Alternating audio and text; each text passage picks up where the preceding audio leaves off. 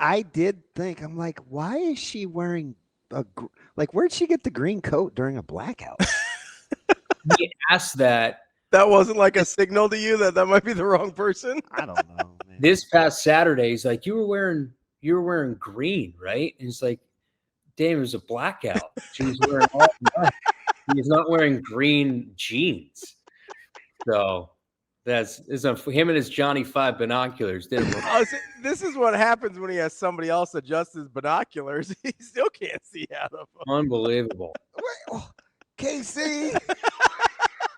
Again, this is all love. This is how I show love. I have all sorts of issues. Like, I can't show love normally, so I just do it through sarcastic one-liners. See, that's why you like both of us. We show you our appreciation the same way. No, actually, you, Benny, Mac, and KC have very similar like your deliveries are very, very similar. It's fine. I can take it. KC, you're around me a ton now. And you know how I operate in the booth. I'm whatever, right? But during your call, and I was not even a fan of the GoPro. Like, I want everybody to know that was kind of your baby, and you were during the interview. So he's super creative. Let's just do this, and this. But that clip got released, and it's like the one time I was actually sitting and kind of calm. I explained to the guys two things. Number one, I felt like I was going to headbutt the UCLA guy standing right next to me. It was unusually I'm looking at them and they're looking at me, and there's like 2 inches between us, and an inch and a half of it is glass. So that's that. I wanted to sit down. But the other thing, I told them that I was captivated. That's the first time, and I'm not ashamed to admit it, that I was actually just listening to the broadcast, like just listening to the, he leaks out and it's the 45, the 40, where I found myself being a fan in the moment because I know how to lay out. But that time, I just was actually listening. Do you feel like, because I heard it at Costco, like, do you feel like the evolution is kind of where you're wanting it? I know you're a perfectionist and it's not a finished product, but do you feel like it's getting to where you want it to be? Yeah, I was standing, me and Jess were in her office yesterday, and I was saying something to that effect that, like, I feel like our broadcast is in a really good spot.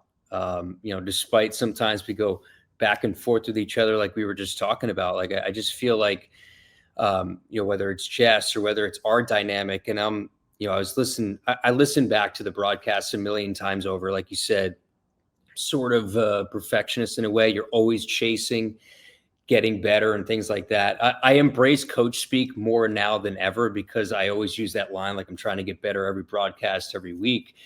But I feel like we're in a really good spot. And I think where we were in Kansas City to where we are now, I think it's in a much different spot. I just think it's the timing of it.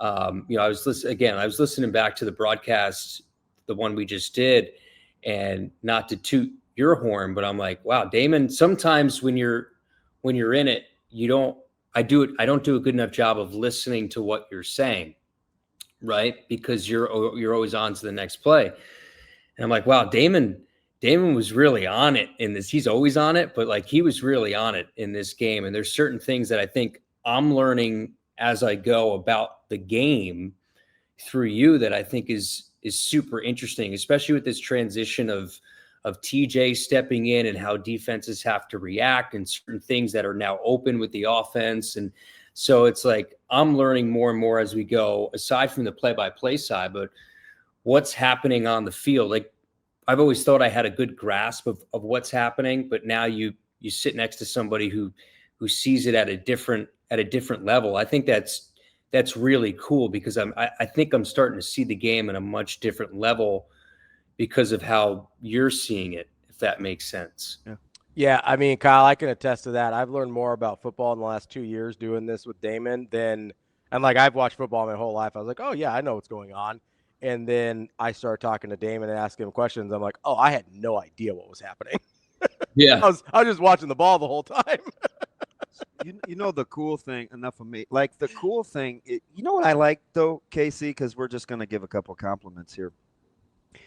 One of the things that I think is really, really cool coming from Florida and kind of how you had to do your job, we could tell you a lot of things, right? Hey, Josh is this back as an engineer. Jess is this on the sidelines, or B-Mac is this as a spotter. And all of this stuff is going to be new to you. But watching you and Ben, like his shorthand and the numbers and his math and how fast – like, you ever met a guy that can write on a dry erase board in a coherent manner faster than B-Mac? And it's like you guys watching that tap dance is – I think people are thinking you're just blowing smoke when you compliment him during the broadcast about his role. Like that evolution – because it's not for everybody, right? Like, it's – I mean, it's not controlling, but he's integral. In the role, right? So it's fascinating. He's massive. I mean every bit of it when I've talked to Ben on, whether it's saying it on the radio or talk to him in private.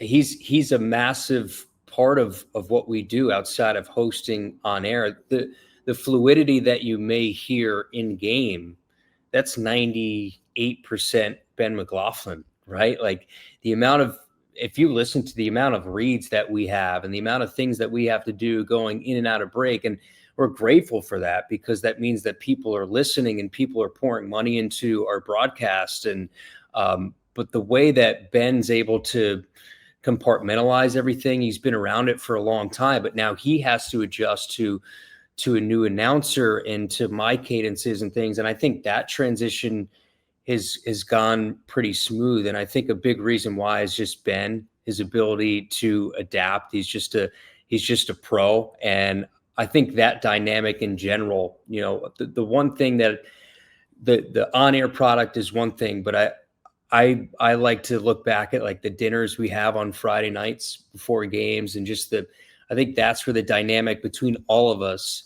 has gotten better and has gotten stronger. I think that's the coolest thing of this entire thing for me is building relationships with all of us outside of the air, because I think that gets heard when you listen to a 3-hour broadcast is like we actually kind of like each other and it comes across on the radio.